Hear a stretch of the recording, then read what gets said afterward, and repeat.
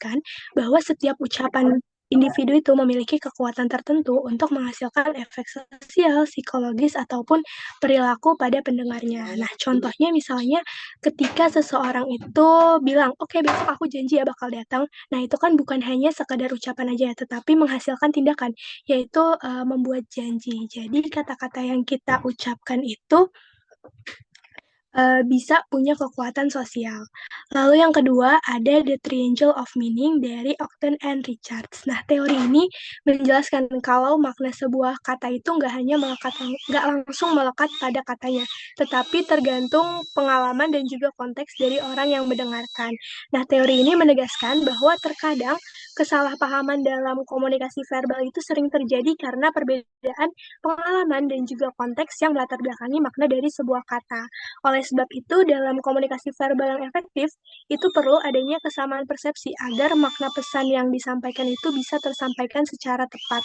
Misalnya ketika kita bilang rumah, mungkin bagi sebagian orang itu rumah bisa berarti tempat tinggal ya, tapi mungkin bagi sebagian orang lain rumah itu bisa bermakna kayak misalnya orang terdekat ataupun keluarga. Nah, jadi penting bagi kita untuk memastikan bahwa lawan bicara kita itu punya makna yang sama. Boleh di next sebelumnya? Slide sebelumnya. Oke, lalu slide yang kedua, Azura.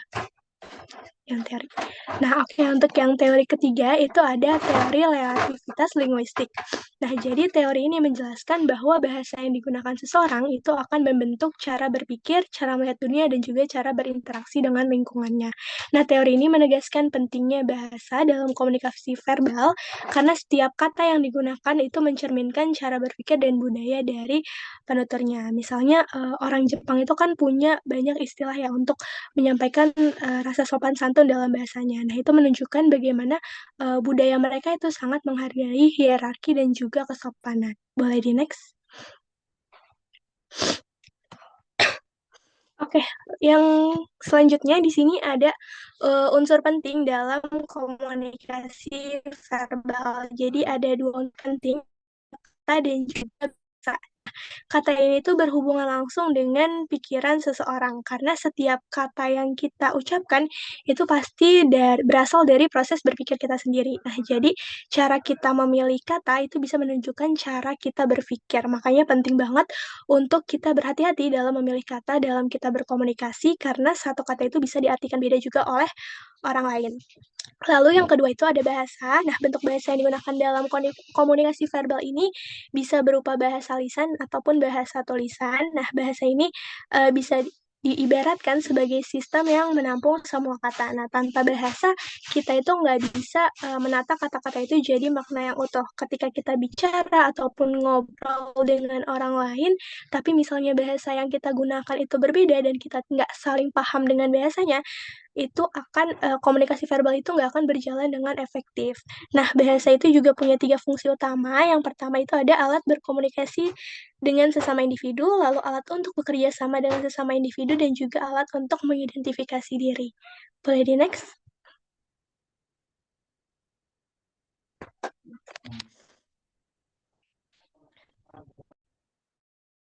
Oke, untuk selanjutnya di sini ada fungsi dari komunikasi verbal. Tentunya komunikasi verbal punya beberapa fungsi. Yang pertama yaitu ada penamaan atau labeling. Jadi dengan kita melakukan komunikasi verbal, kita itu bisa dengan lebih mudah mengidentifikasi suatu objek, baik itu benda, hewan, ataupun manusia. Nah, contohnya itu ketika misalnya kita bertemu seseorang yang kita nggak kenal. Nah, kita kan pasti ngajak ngobrol dia, kita bisa mengidentifikasi namanya itu dengan bertanya kepada orang itu siapa namanya. Nah, itu fungsi komunikasi verbal sebagai penamaan atau labeling. Lalu yang kedua, itu ada sarana berbagi informasi. Tentunya dengan melakukan komunikasi verbal seperti misalnya berbicara, menulis, mendengar, atau membaca, atau seperti presentasi pada saat ini, itu kita bisa menyampaikan atau mendapatkan sebuah informasi penting dari orang lain. Terus yang ketiga itu ada media untuk berinteraksi. Nah, tentunya dengan kita melakukan komunikasi verbal, kita itu bisa membangun interaksi dengan orang di sekitar kita. Interaksinya sendiri itu bisa berupa hanya sapaan, obrolan ringan, atau bahkan saling bertukar gagasan. Lalu yang keempat itu menjaga sebuah hubungan. Jadi, ketika kita melakukan komunikasi verbal yang baik, itu tidak akan ada kesalahpahaman yang muncul. Kalau misalnya kita nggak bisa berkomunikasi dengan baik, ketika kita ada masalah kita nggak bisa mengomunikasikan ya, pasti kita itu hubungan kita dengan orang lain nggak baik gitu ya. Semua itu akan berjalan baik ketika kita bisa berkomunikasi juga dengan baik. Lalu yang kelima ada menambah perbendaharaan kata. Jadi melalui kegiatan berbicara, menulis, dan juga membaca, komunikasi verbal ini secara tidak langsung bisa memperkaya perbendaharaan kata kita. Misalnya ketika kita bertemu orang lain nih, misalnya dari suku atau daerah lain, menggunakan bahasa daerahnya. Ketika kita berinteraksi, mereka menggunakan bahasa daerahnya, kita jadi lebih tahu kosakata baru di daerah mereka seperti itu. Boleh di next? Oke, untuk selanjutnya di sini ada bentuk-bentuk dari komunikasi verbal. Ada 4 bentuk komunikasi verbal. Yang pertama yaitu berbicara yang mungkin udah biasa teman-teman lakukan ya, karena sehari-hari kita pasti berbicara, entah itu berbicara dengan orang lain ataupun berbicara dengan diri kita sendiri. Jadi, berbicara ini merupakan bentuk komunikasi verbal vokal karena kata dan juga bahasa itu disampaikan langsung secara lisan. Lalu yang kedua, itu ada menulis. Jadi, menulis ini merupakan bentuk komunikasi verbal non-vokal karena individu itu nggak langsung mengucapkannya, melainkan menuliskannya melalui kertas elektronik ataupun dari WhatsApp gitu. Lalu mendengarkan, nah bentuk mendengarkan ini masuk ke dalam komunikasi verbal karena pada saat kita mendengarkan, individu itu juga perlu memahami dan juga memaknai setiap kata yang yang diucapkan oleh lawan bicaranya. Lalu yang keempat itu ada membaca, individu mengirimkan pesan pada seseorang, tentunya penerimanya itu harus memaknai juga setiap rangkaian kata yang diberikan oleh pengirimnya. Boleh di next?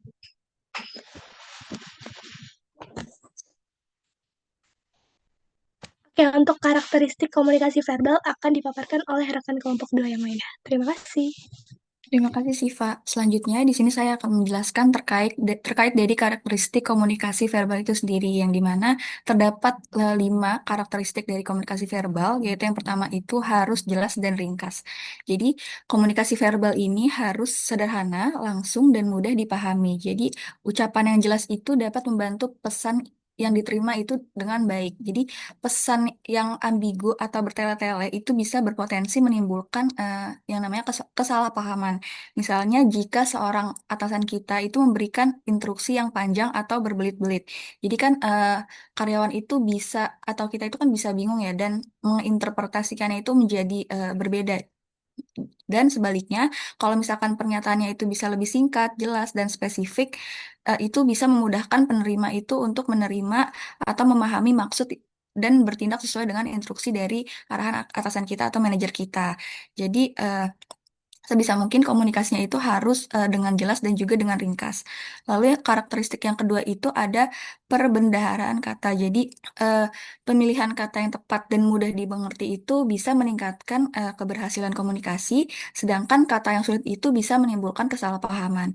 Jadi kata yang terlalu teknis atau asing itu bisa membingungkan audiens. Sementara kalau misalkan kata yang terlalu sederhana untuk audiens yang profesional itu bisa mungkin terlihat kurang serius ya atau terlihat kurang profesional. Jadi menyesuaikan dari audiens itu sendiri. Jadi misalnya kalau misalkan audiensnya mahasiswa atau masyarakat umum, kita kan menggunakan kata-kata yang mungkin lebih sederhana ya, lebih mudah dimengerti. Misalkan dibanding kita berbicara eh, terkait kata-kata misalkan efektivitas, kita mungkin akan lebih mengerti jika menggunakan kata-kata misalkan hasil yang berhasil dicapai. Nah, kalau misalkan audiensnya profesional atau ahli di bidang tertentu, misalkan kepada dosen ataupun eh, profesional yang lainnya itu kata teknis seperti efektivitas atau istilah ilmiah itu bisa lebih digunakan karena mereka itu lebih akrab dengan istilah-istilah tersebut.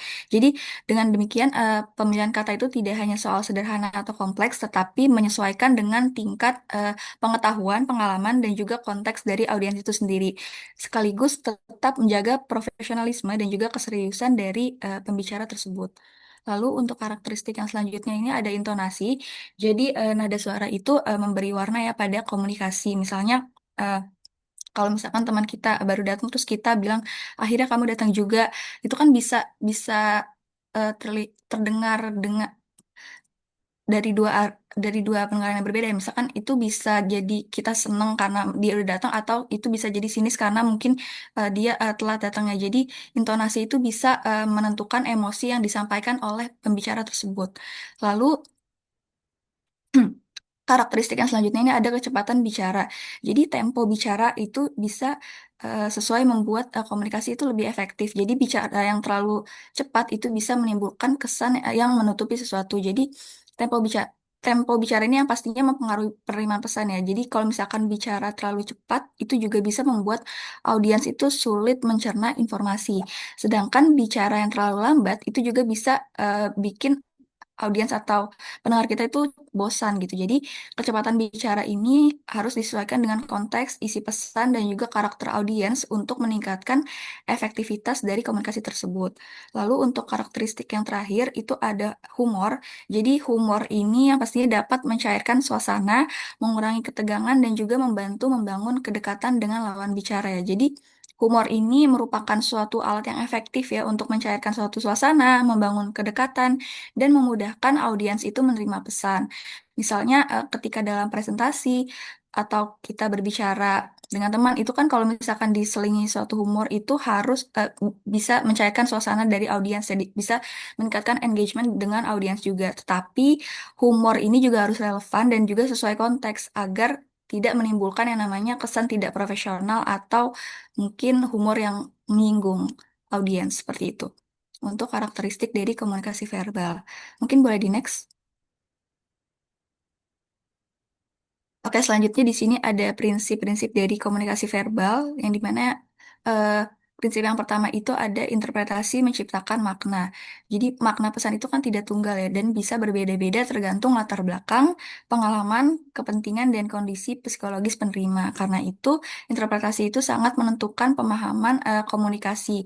Jadi dalam komunikasi itu pesan yang sama itu bisa dimaknai berbeda oleh orang yang berbeda. Itu karena setiap orang itu punya latar belakang, pengalaman, dan konteks situasi yang berbeda. Misalnya, kalau kita janjian sama teman, terus teman kita bilang kita ketemu nanti ya. Mungkin teman yang A itu bisa mengartikan sebentar lagi itu atau 2 jam ke depan. Nah, teman yang B ini mungkin bisa mengartikan kata nanti itu besok atau lusa karena kebiasaannya kalau pakai kata nanti itu artinya nggak langsung.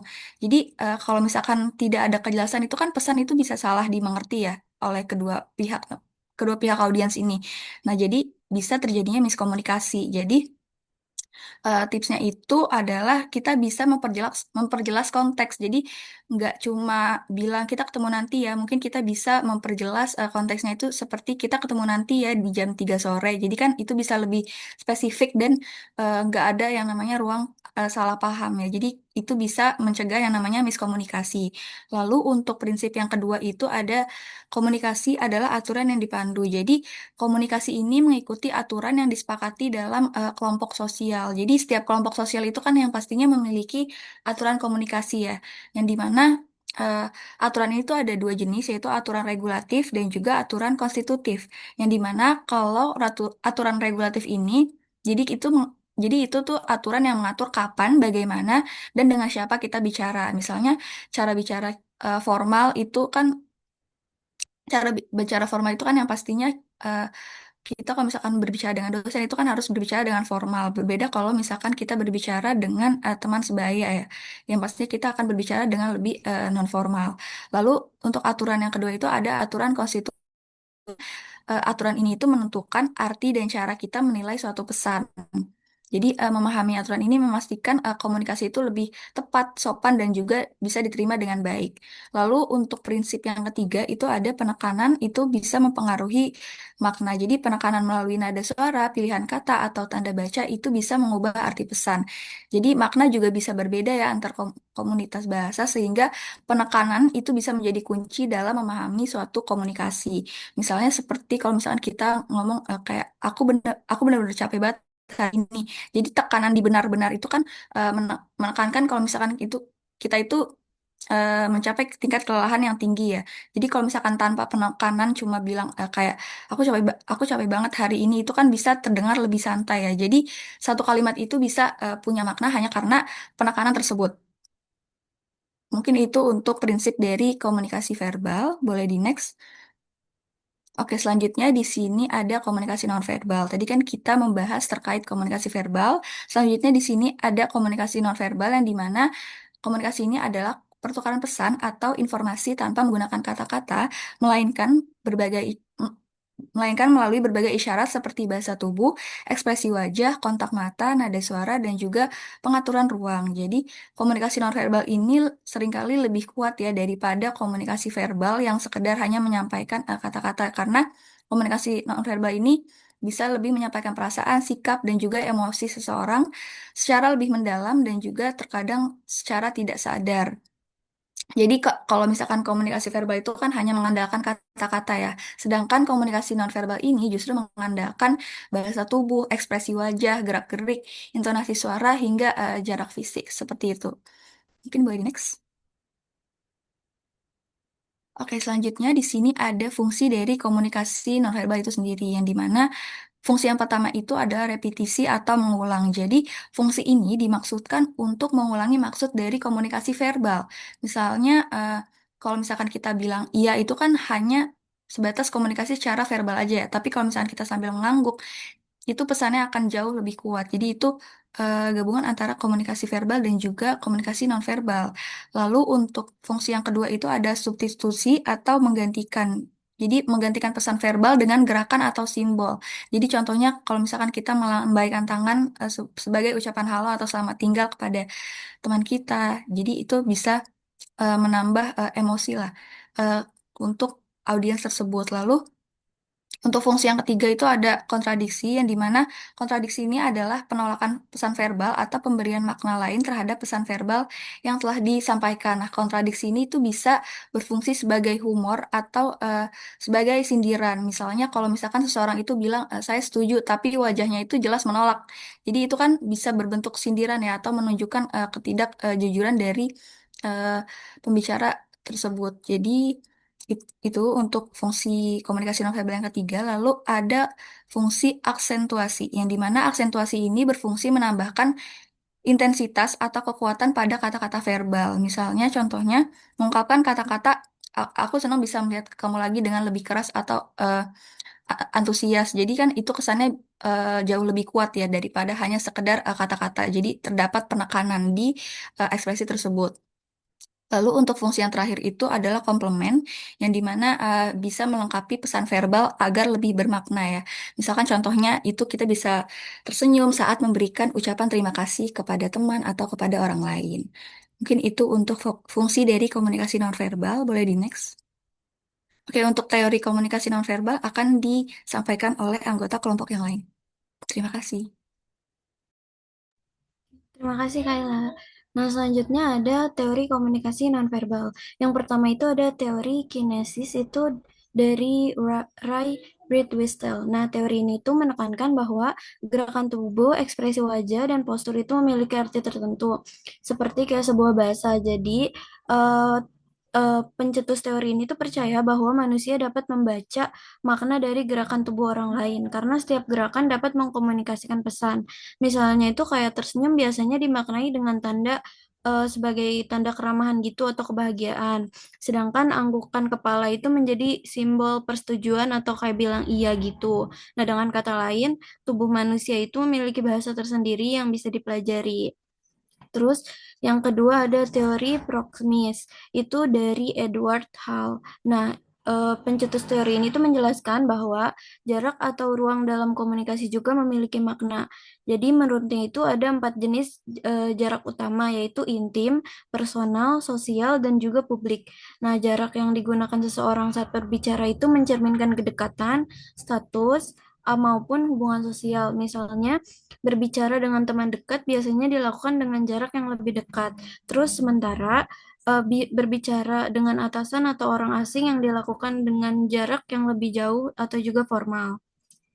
Terus yang ketiga ada teori ekspresi emosi, itu dari Paul Ekman. Nah, pencetus teori ini berpendapat bahwa ekspresi wajah adalah bentuk komunikasi universal. Nah, jadi ia tuh menemukan bahwa ada 6 emosi dasar yang dapat dikenali di seluruh budaya, yaitu bahagia, sedih, marah, takut, jijik, dan juga terkejut. Nah, itu hal ini tuh menunjukkan bahwa meskipun bahasa verbal itu berbeda-beda, ekspresi wajah itu tetap dapat menyampaikan pesan yang sama. Misalnya, seseorang yang tersenyum akan dipahami bahagia, baik di Indonesia maupun di negara lain. Oke, boleh di next.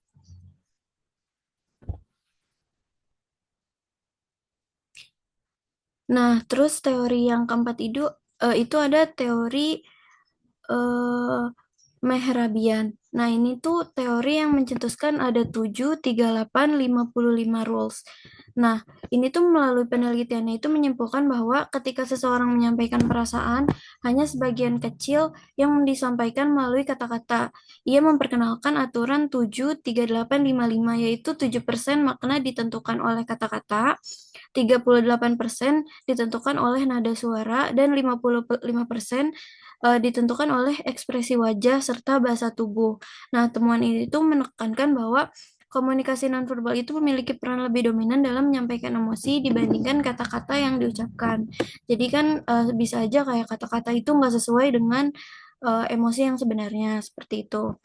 Terus yang selanjutnya ada teori paralanguage, itu teori yang menjelaskan bahwa komunikasi nonverbal juga terjadi melalui aspek suara yang menyertai ucapan, bukan kata itu sendiri. Jadi intonasi, volume, kecepatan bicara, dan jeda itu tuh mampu mempengaruhi makna pesan. Misalnya kalimat sederhana, kamu datang, itu bisa terdengar marah, senang, atau heran tergantung intonasi yang digunakan. Jadi hal ini tuh menunjukkan bahwa cara bicara tuh sering lebih penting daripada isi kata yang diucapkan. Terus yang terakhir ada teori simbolik, itu dari Erving Goffman. Nah, pencetus teori ini tuh melihat komunikasi nonverbal sebagai bentuk pertunjukan diri atau presentation of self. Jadi artinya itu seseorang menampilkan identitas sosialnya melalui simbol-simbol nonverbal, seperti pakaian, gaya rambut, aksesoris, maupun bahasa tubuh. Jadi dengan demikian itu komunikasi nonverbal tidak hanya menyampaikan emosi sesaat, tetapi juga membentuk citra dan identitas seseorang di mata orang lain. Boleh di next. Eh, selanjut, Selanjutnya ada bentuk-bentuk komunikasi nonverbal.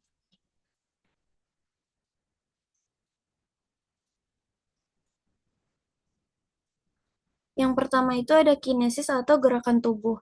Nah, komunikasi lewat ekspresi wajah, gerakan tangan, dan postur tubuh.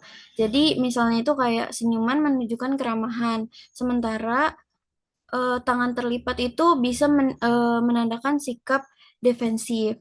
Terus yang kedua itu ada proknis atau penggunaan ruang atau jarak. Nah, jarak saat berinteraksi itu mempengaruhi makna komunikasi seperti yang sudah seperti di teori itu. Jadi berbicara dekat biasanya menandakan keakraban, terus sementara berbicara jarak jauh itu lebih menunjukkan formalitas. Terus yang ketiga itu ada paralanguage atau nada suara. Jadi, bukan kata-kata yang dipakai, tetapi bagaimana kata itu diucapkan, mulai dari intonasinya, volumenya, dan juga kecepatan bicaranya itu bisa menambahkan makna. Contohnya itu nada tinggi bisa menunjukkan marah, terus nada lembut menunjukkan empati. Terus yang selanjutnya, yang keempat ada haptics atau sentuhan. Nah, sentuhan seperti jabat tangan, pelukan, atau tepukan di bahu itu menyampaikan kedekatan secara emosional, dukungan, atau juga rasa hormat. Boleh di next. Nah, selanjutnya ada okulesis atau kontak mata. Jadi, tatapan mata itu sangat penting untuk menunjukkan perhatian, kejujuran, atau dominasi. Jadi, menatap mata lawan bicara itu biasanya menandakan keterlibatan, sementara menghindari tatapan itu bisa diartikan malu atau tidak percaya diri. Jadi, tatapan mata itu, kontak mata itu sangat penting ya kalau misalkan kita saling berbicara. Jadi, terus yang selanjutnya ada appearance atau penampilan fisik. Terus nah ini cara berpakaian, gaya rambut, dan juga kebersihan diri itu mencerminkan identitas dan bisa mempengaruhi kesan pertama orang lain, gimana first impressionnya ke kita gitu. Terus yang ketiga ada chronemics atau penggunaan waktu. Jadi cara seseorang menghargai waktu juga itu bentuk komunikasi. Jadi kayak datang tepat waktu itu menunjukkan kalau misalkan orang itu tuh disiplin dan menghargai orang lain, sementara keterlambatan itu bisa dianggap sebagai kurang peduli. Nah, terus selanjutnya yang keempat itu ada artifacts atau simbol atau objek. Jadi benda atau simbol yang dipakai seseorang juga itu termasuk berkomunikasi. Jadi itu misalnya kayak logo organisasi, aksesoris tertentu, atau dekorasi ruangan juga bisa menggambarkan status, nilai, atau identitas. Boleh di next?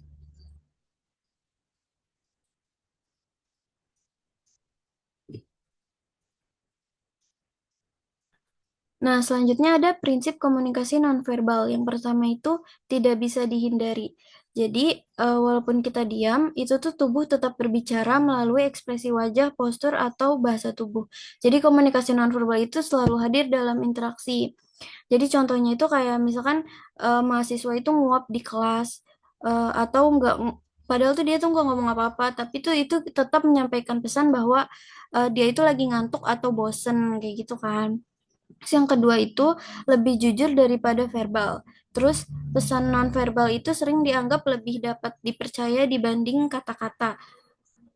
Jadi misalnya itu seseorang bilang saya senang tapi wajahnya murung, maka orang lain kan lebih percaya sama ekspresinya yang murung berarti dia ada kenapa-kenapa gitu. Terus yang ketiga bersifat kontekstual. Makna nonverbal itu kan dipengaruhi budaya, situasi, dan hubungan antar individu. Contohnya itu kayak kontak mata intens bisa dianggap sopan di satu budaya, tapi bisa aja dianggap menantang di budaya lain. Terus selanjutnya ada mendukung atau menggantikan verbal. Nonverbal itu bisa memperkuat pesan verbal, misalnya mengangguk saat mengatakan iya. Berarti kan kalau mengangguk itu sama aja kayak iya gitu. Atau bahkan menggantikan kata-kata, misalnya melambaikan tangan untuk menyapa. Terus itu kan melambaikan tangan itu juga bisa kayak berkata halo gitu kan. Terus yang kelima itu memiliki fungsi ganda. Nah, komunikasi nonverbal itu dapat yang pertama itu menekankan pesan verbal. Jadi kayak berkata kayak sangat penting dengan intonasi yang tegas kayak gitu. Terus juga yang B mengatur alur percakapan. Contohnya itu kayak mengangguk. Jadi kayak buat orang tuh memberi giliran bicara gitu. Terus yang ketiga itu ada mengekspresikan emosi. Jadi kayak contohnya tadi tersenyum itu berarti menandakan dia sedang senang atau bahagia. Terus yang D itu menunjukkan identitas diri. Jadi dari yang tadi caranya itu dengan cara berpakaian itu sama pokoknya cara berpakaian mencerminkan gaya atau profesi. Terus juga yang terakhir, membangun hubungan sosial. Contohnya itu kayak tepukan di bahu itu memberi dukungan. Terus yang keenam bersifat ambigu. Jadi satu gerakan itu bisa punya banyak arti. Misalnya menyilangkan tangan itu bisa berarti dingin, tidak nyaman, atau defensif itu tergantung situasinya. Jadi kayak gerakan yang sama itu bisa ditafsirkan hal yang berbeda seperti itu.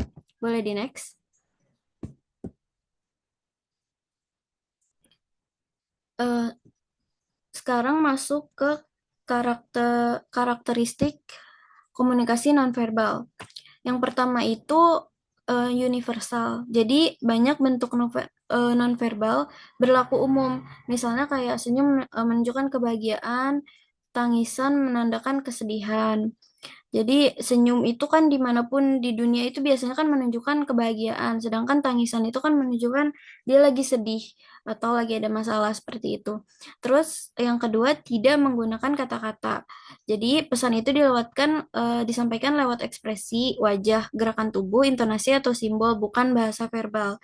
Jadi contohnya itu kayak menggelengkan kepala untuk mengatakan tidak tanpa perlu berbicara seperti itu. Terus yang ketiga ada spontan dan sering tidak disadari. Jadi seseorang itu sering mengirim pesan nonverbal itu tanpa sadar. Misalnya kayak gugup itu sama dengan kita lagi biasanya tuh kalau orang gugup tuh menggigit jari atau memainkan jari. Itu biasanya orang yang dilakukan bahasa verbal kalau misalkan orang lagi gugup itu tanpa sadar. Terus yang selanjutnya ada melengkapi atau menggantikan verbal. Nah, nonverbal ini bisa memperkuat ucapan atau bahkan menggantikan kata-kata.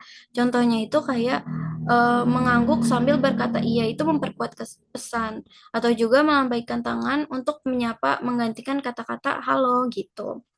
Terus boleh di next.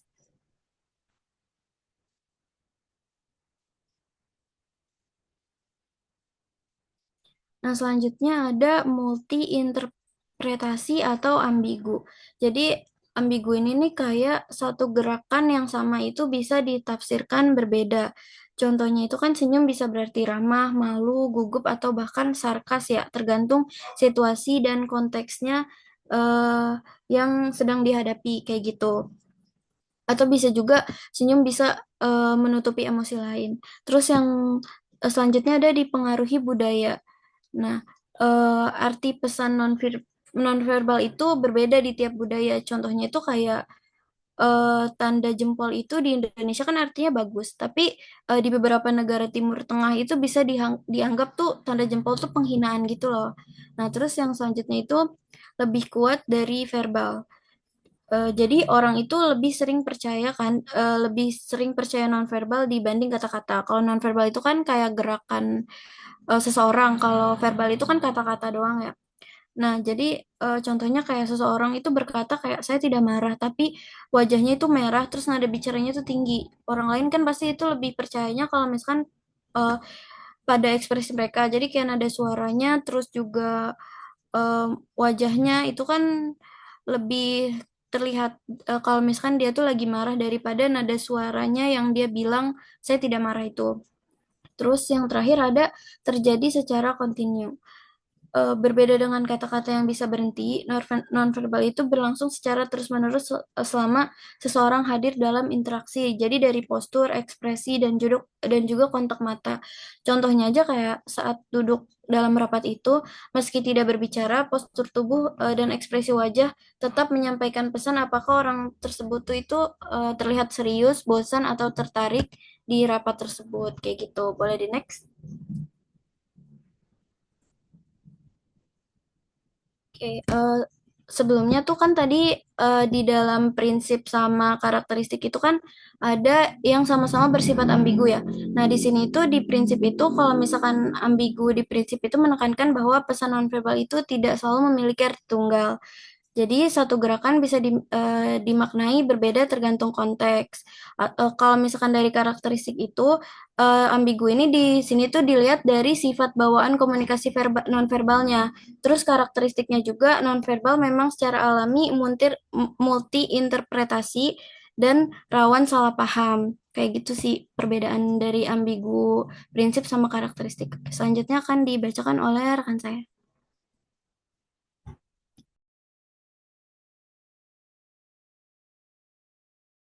Baik, selanjutnya di sini ada the difference between verbal and non-verbal communication. Tadi kan dari awal udah dijelasin sama teman-teman kelompok yang lain ya, mulai dari definisi, sifat, teori terkait komunikasi verbal dan non-verbal. Di sini saya akan sedikit menyimpulkan perbedaannya apa sih dari komunikasi verbal dengan komunikasi nonverbal.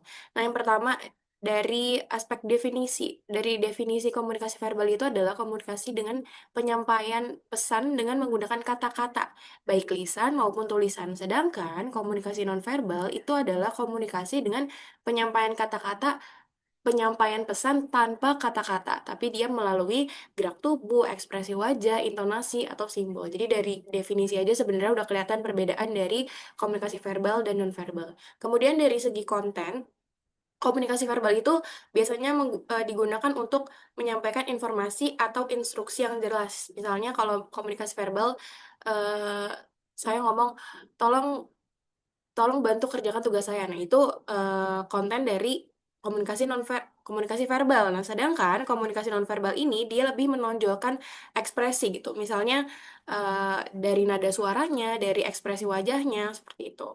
Nah, media yang digunakan untuk komunikasi verbal itu adalah sebuah kata-kata, itu baik lisan ataupun tulisan. Sedangkan media yang digunakan untuk berkomunikasi secara nonverbal adalah bahasa tubuh, ekspresi wajah, gerakan, nada suara, jarak, atau bahkan sampai simbol. Nah, dari komunikasi verbal dan nonverbal, kejelasannya sudah pasti komunikasi verbal itu lebih jelas gitu ya dalam penyampaian pesannya. Sedangkan komunikasi nonverbal seperti yang tadi dijelaskan oleh Revalina, seringkali membuat kita ambigu atau bisa ditafsirkan berbeda dengan orang yang mendapatkan pesan tersebut. Kemudian dari segi kontrol ya, pesan dengan komunikasi verbal itu lebih mudah dikendalikan karena kita bisa memilih dulu nih kata-kata, mengatur dulu kata-katanya sebelum kita menyampaikan pesan tersebut kepada seseorang. Sedangkan untuk komunikasi nonverbal biasanya sering munculnya tuh spontan gitu. Kita nggak mempersiapkan dulu tuh. Seperti contohnya kan ekspresi wajah, gerak tubuh itu kan kita nggak bisa siapin dulu gitu ya. Itu muncul secara spontan. Nah, terakhir adalah ketergantungan. Kalau komunikasi verbal itu dia bisa berdiri sendiri gitu. Maksudnya gimana? Komunikasi verbal kita bisa menyampaikan pesan hanya melalui kata-kata aja, baik lisan maupun tulisan. Tapi kalau komunikasi nonverbal itu biasanya harus dilengkapi dengan komunikasi verbal untuk memperjelas pesan tersebut. Sebentar. Kemudian, kemudian gimana sih hubungan antara komunikasi verbal dan nonverbal? Di sini ada beberapa hubungannya. Yang pertama adalah repeating atau pengulangan. Jadi komunikasi nonverbal ini biasanya berfungsi atau hubungannya adalah mengulang pesan verbal gitu. Kemudian yang kedua adalah complementing atau melengkapi, di mana komunikasi nonverbal itu bisa memperjelas atau memperindah pesan verbal. Yang ketiga adalah assenting atau menekankan. Nah, di sini nonverbal berfungsi atau hubungannya menekankan bagian tertentu dari pesan verbal. Misalnya, ketika kita kan mengeluarkan kata-kata dengan nada emosi ya. Nah, untuk melengkapinya itu, komunikasi nonverbal bisa contohnya sambil gebrak meja atau sambil lempar barang kayak gitu. Itu menekankan.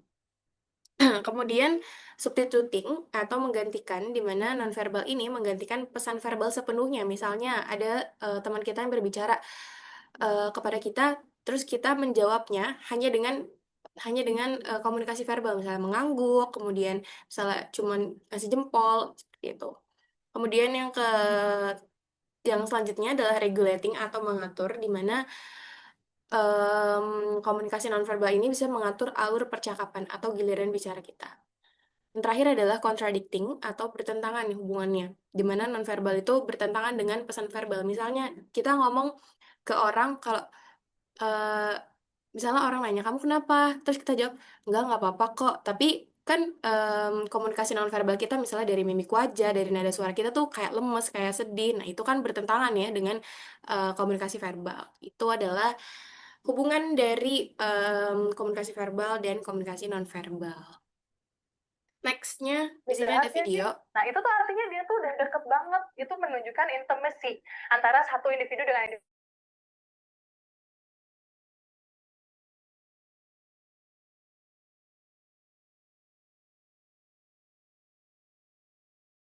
Di mana teman-teman akan lebih tahu dan lebih paham segala sesuatu yang berhubungan dengan ilmu komunikasi dengan cara yang menyenangkan dan tentunya bikin teman-teman semua auto ngerti.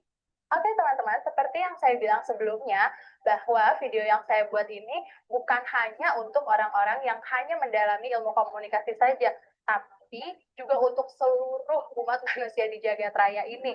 Karena selama manusia bernafas, selama individu itu hidup, dia pasti akan berkomunikasi. Baik verbal maupun non-verbal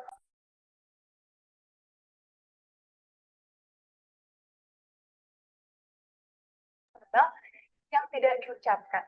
Nah, sekarang saya akan membahas satu persatu. Komunikasi verbal, misalnya teman-teman ngobrol secara langsung, maupun melalui chatting, melalui surat. Kalau zaman dulu ya, kasih surat-suratan. Sekarang udah agak canggih, pakai email. Nah, itu masuk dalam komunikasi verbal.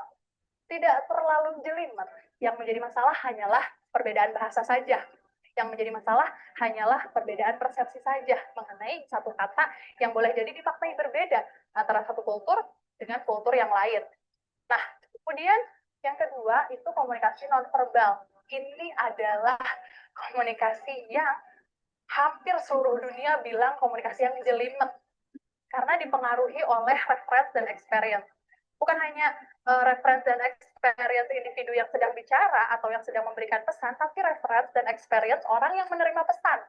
Karena gini, nonverbal communication itu contohnya saja simbol, gerak tangan, sentuhan, gestur, vokalik, dan kronemik. Saya akan jelaskan satu persatu. Yang paling umum saja dalam komunikasi nonverbal itu adalah simbol. Berapa bulan ke belakang, saya agak takut ketika foto dengan simbol-simbol tertentu. Misalnya, saya mengacungkan angka 1, angka 2. Ya, karena beberapa bulan ke belakang itu ada family war, ada friend war antara kubu A dan kubu B yang pada akhirnya membuat kita menjadi takut untuk mengekspresikan ekspresi kita ketika berfoto. Nah, karena apa? Referensi kita sebagai orang Indonesia, angka ini adalah mendukung kubu salah satu. Angka ini juga demikian, dan tidak semua orang memiliki referensi dan experience yang sama dalam rangka mendukung capres ya. Oke. Nah, sekarang kita lanjut ke sentuhan. Sentuhan juga adalah komunikasi nonverbal. Mungkin teman-teman bingung, sentuhan itu pikirannya tuh sentuhan gitu ya. Jangan salah, sentuhan itu yang begini, ada yang begini, maknanya beda-beda. Ya enggak? Nah, kalau misalnya kita menyentuh dengan cara halus, itu pesan yang disampaikan tentu saja ya sejalan lah. Beda halnya ketika kita menyentuh sesuatu dengan cara agak kencang. Going to be different maknanya. Ya, kemudian sentuhan juga bukan hanya tangan saja loh. Pundak berdesakan, itu juga sentuhan. Dari ujung kepala sampai ujung kaki. Rambut yang pergi banget ya, itu juga sentuhan. Dan itu memiliki makna tersendiri. Nah, kemudian juga vokalik. Intonasi kita bicara, menyentak, tinggi, rendah, nada bicara kita akan menentukan pesan yang disampaikan seperti apa. By the way, tentang simbol. Simbol itu sangat menarik kita bahas, tapi nanti mungkin di video selanjutnya karena berkaitan dengan persepsi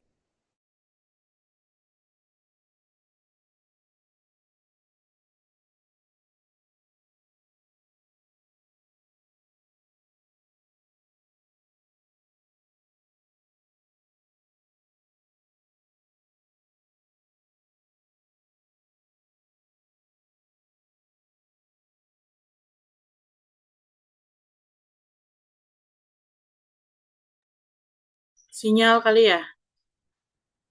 Di saya aja atau sama lagi nih? Azura. Iya, iya Ibu, Azuranya terkendala sinyal. Nah, Sebentar ya Ibu, mau di oke.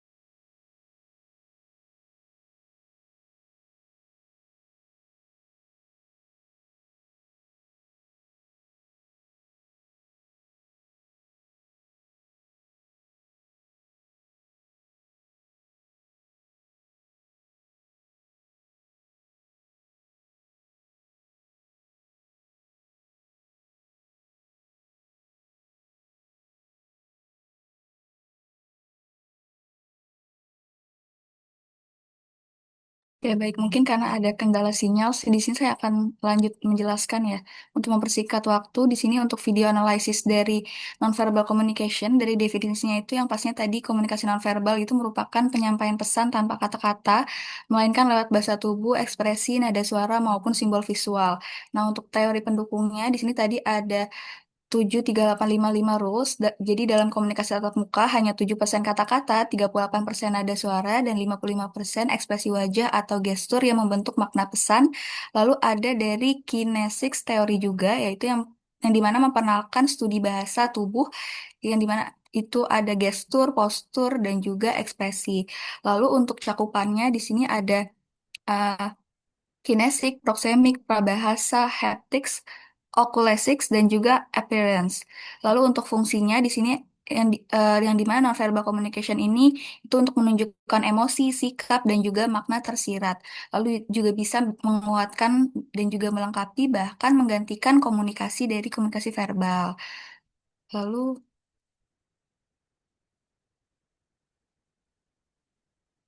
selanjutnya di sini ada analisis dari video yang verbal communication yang dimana komunikasi verbal ini seperti yang tadi sudah dijelaskan itu adalah penyampaian pesan menggunakan kata-kata yang terstruktur baik maupun secara tulisan. Lalu untuk teori pendukungnya di sini sendiri itu ada 73855 rules seperti yang tadi dan juga ada kinesics teori juga yang memperkenalkan studi bahasa tubuh yaitu gestur, postur dan juga ekspresi. Lalu untuk cakupannya di sini ada secara vokal maupun non vokal. Untuk yang vokal sendiri itu ada berbicara, berdiskusi, wawancara, presentasi dan juga pidato. Sedangkan untuk yang non vokal itu ada surat, email, laporan, artikel dan juga dokumen resmi. Untuk fungsinya, verbal communication ini yang pastinya menyampaikan pesan secara eksplisit, denotatif, dan juga jelas, dan juga membantu menyampaikan data, fakta, dan juga ide spesifik dari pembicara tersebut. Oke, mungkin ini bisa dijelaskan oleh Azura. Apakah Azura sudah Baik, avail? sudah Kayla. Terima kasih. Sebelumnya mohon maaf karena ada kendala, tiba-tiba laptopnya mati. Di sini selanjutnya akan dijelaskan SWT analyze dari video yang tadi kita paparkan ya.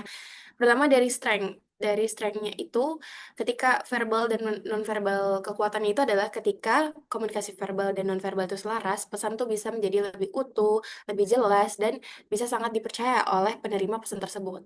Kedua, komunikasi verbal ini memungkinkan penyampaian fakta, data, dan instruksi yang spesifik dan terstruktur. Dan yang terakhir, dari kekuatan itu adalah komunikasi nonverbal, khususnya bagian intonasi dan ekspresi wajah, itu sangat efektif dalam membangun hubungan dan mempengaruhi emosi audiens atau emosi lawan bicara kita.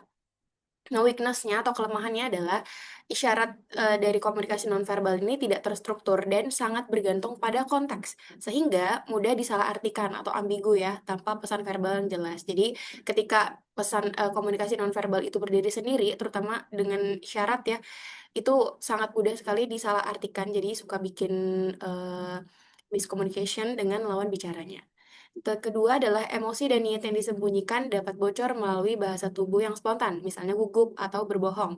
Nah, ini bisa merusak kredibilitas. Maksudnya, ketika kita berbicara, berkomunikasi dengan verbal, eh, kadang tuh kalau kita berbohong atau tidak tidak sesuai dengan yang sebenarnya, komunikasi nonverbal ini bisa membuat hal itu terlihat. Misalnya ketika saya bilang, ada yang bertanya kepada saya, "Kamu kenapa?" Gitu kan. Tapi saya berusaha sebenarnya saya nggak pengen bilang kalau saya sedih, saya nggak pengen bilang kalau saya marah. Saya bilang, "Nggak apa-apa kok." Tapi kan dari mimik wajah, dari gestur misalnya, itu kan terlihat ya kalau misalnya saya sedang sedih atau sedang marah.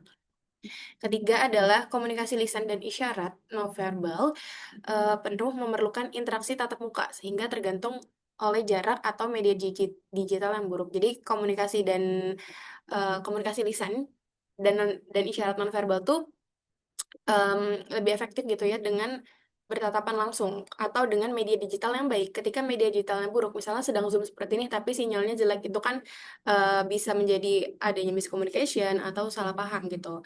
Kemudian peluang atau opportunities. Yang pertama, menguasai kombinasi keduanya itu sangat penting ya untuk pemimpinan, negosiasi, dan presentasi bisnis yang meyakinkan atau presentasi kuliah atau presentasi lainnya.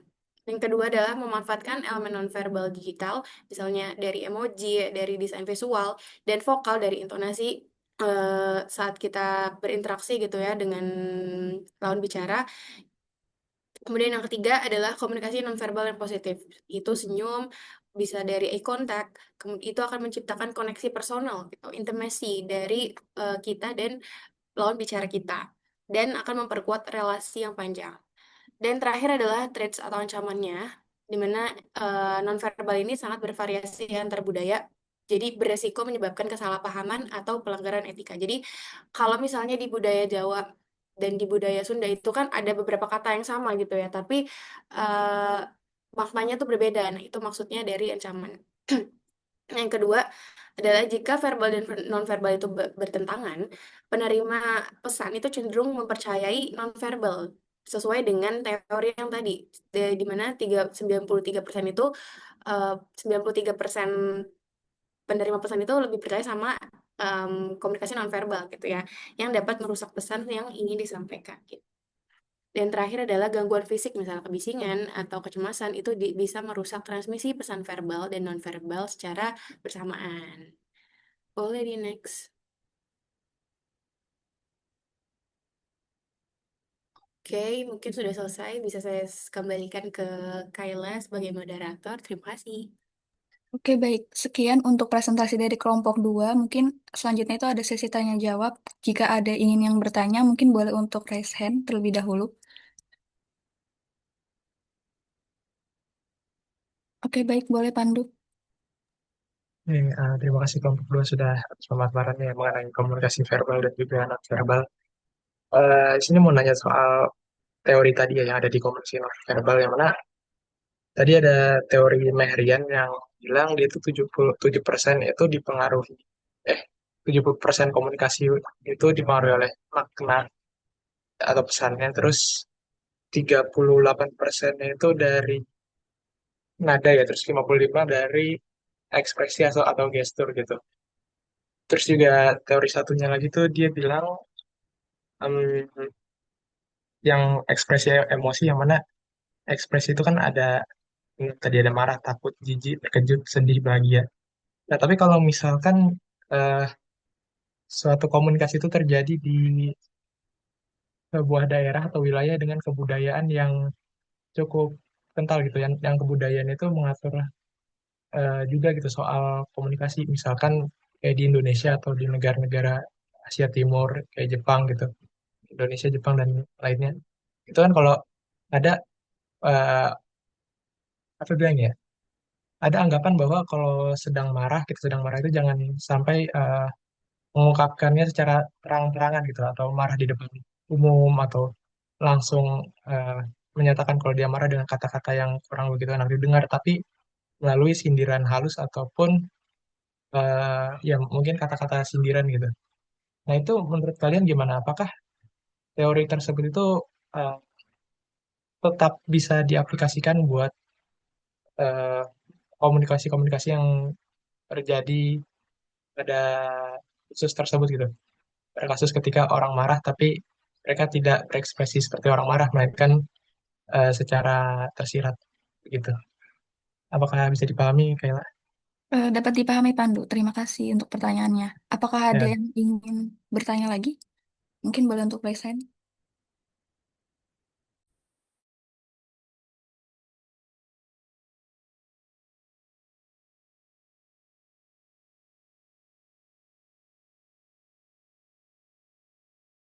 Maksimal 2 aja ya. Ada lagi? Satu lagi?